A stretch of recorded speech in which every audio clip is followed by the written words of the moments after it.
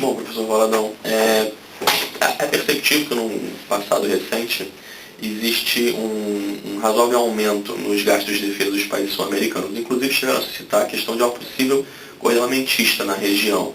E isso muito em função, começou quando a Venezuela, o Brasil, enfim, começaram a investir em armamentos de última tecnologia. Então, a minha pergunta é se existe de fato uma corrida armamentista, se isso é razoável supor na América do Sul, e se esses armamentos de fato estão adequados às novas ameaças, às ameaças de fato enfrentadas pela região e pelo Brasil, de repente, em particular. Olha, eu acho que não há corrida armamentista na América do Sul. Claramente, por uma razão, é que a maioria dos exércitos está com equipamento muito obsoleto, profundamente obsoleto. Então tem que modernizar mesmo, né? Não é possível. Então decide que não vai ter mais exército, marinha, força aérea. Depois vem o problema do tipo de armamento que está sendo comprado, né? O equipamento. Aí é uma questão de o que você faz com o armamento. O armamento em si, tem que saber qual é o objetivo desse armamento. Em geral, é ou para responder a uma ameaça, claro, uma ameaça à soberania nacional, ou então para demonstrar uma postura no mundo, não é? Mais ou menos. Então, se você quiser, por exemplo, ser um país que quer participar de forças de paz, você tem que ter um tipo de armamento. Né? Se você é um país que se acha ameaçado por uma grande potência, você tem outro tipo de armamento. Né? Então, é uma questão primeiro de definição. O que nós estamos vendo agora, por exemplo, no caso da Venezuela, isso é mais uma questão de mostrar poder em geral. Não é? Porque comprar Sukhóis, hoje em dia, não faz muito sentido na América Latina. Se é para ser contra os americanos, os Sukhóis não aguentam 10 minutos de combate contra os americanos, né? Contra um avião americano.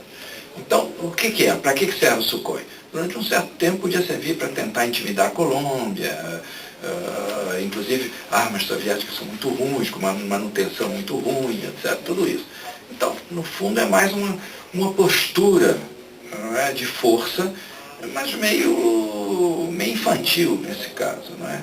Muito mais perigoso é as fábricas de fuzis de guerra, AKs, e sobretudo de munição.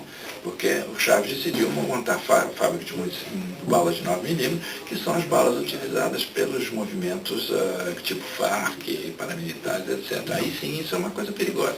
Com relação ao Brasil, é claro que o Brasil está precisando, por exemplo, de aviões de combate, que nossos aviões estão acabando.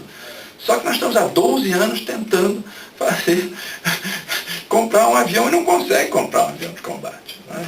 Então toda a ideia vai ter que transferir tecnologia. Então, você falou de tecnologia de última geração. Não é verdade. Todos esses aviões não têm tecnologia de última geração.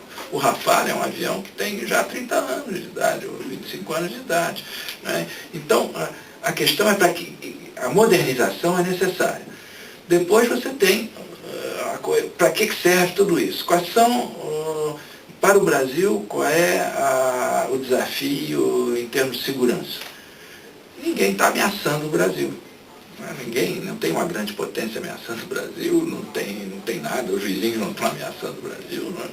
Então é muito difícil você explicar por que você está se equipando com todas essas armas, além da modernização.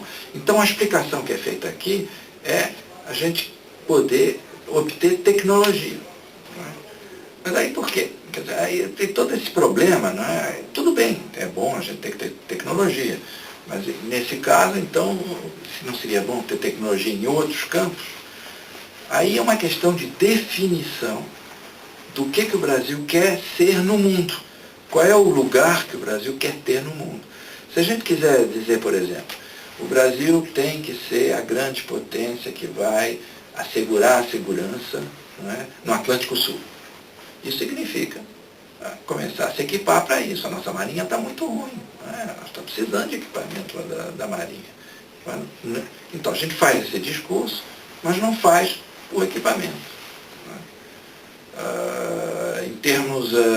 E os grandes desafios de segurança, de defesa, são, na verdade, desafios de segurança. Porque qual é o nosso maior desafio? Tráfico de armas, tráfico de drogas, etc. E isso é questão policial, tem que ter também alguma ajuda militar para certo tipo de operação. Então é toda a questão de como é que você integra polícia e exército, né? Todo esse tipo de problema, que tipo de tecnologias e que tipo de armas e instrumentos militares você precisa para lutar contra isso. Né? Então é isso que está faltando, por enquanto. Eu acho que os chilenos, por exemplo, estão muito mais avançados do que nós, porque os chilenos já definiram o tipo de problema que eles têm e se equipam em função desse tipo. Né? Eu vou te dar um outro exemplo também. Um dos grandes problemas que nós vamos ter hoje, que já temos e vamos começar a ter cada vez mais, é a questão do grande rota de tráfico de droga que parte do Brasil e da Venezuela, que vem da Colômbia e inclusive da Bolívia, e que vai para a África, o Golfo de Guiné e depois para a Europa. Esse tráfico está criando problemas extraordinários para os países africanos. Tem países africanos hoje em dia que já viraram narco-estados, né? Como a Guiné-Bissau, Guiné-Conakry, etc, etc. O Cabo Verde está pedindo, pelo amor de Deus, que venham marinhas estrangeiras para tentar impedir esse tráfico, senão o Cabo Verde também vai virar um narco-estado, né? Vai acabar se dissolvendo, um estado falido. Né? Então, aí nós temos uma responsabilidade. Aí nós teríamos todo um papel para a nossa Marinha, né? Trabalhar junto com a Marinha Europeia, junto com a Marinha Americana, porque aí precisa de todo mundo para tentar impedir esse tipo de coisa. Outra coisa que vai acontecer no Atlântico Sul também é que cada vez mais a Rota do Cabo está voltando, porque os grandes containers novos não conseguem mais passar por Suez. Então estão começando a passar por aí. E com a abertura do Canal de Panamá também vai começar a passar. Então quem é que vai garantir a segurança desses barcos, operações para salvar vidas, enfim, todo esse tipo de coisa? Vai ter que ter uma cooperação mínima, inclusive em alto mar, fora das zonas territoriais. Né? Aí também tem todo um trabalho que deve ser feito pela Marinha, né? Mas aí que tipo temos que saber?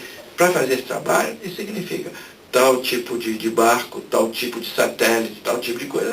E eu acho que está faltando na América Latina que, além da questão da modernização necessária, de acabar com a obsolescência do material, a gente tem que ter uma primeira discussão sobre para que vai servir tudo isso e adaptar o material que nós temos ao que vai servir.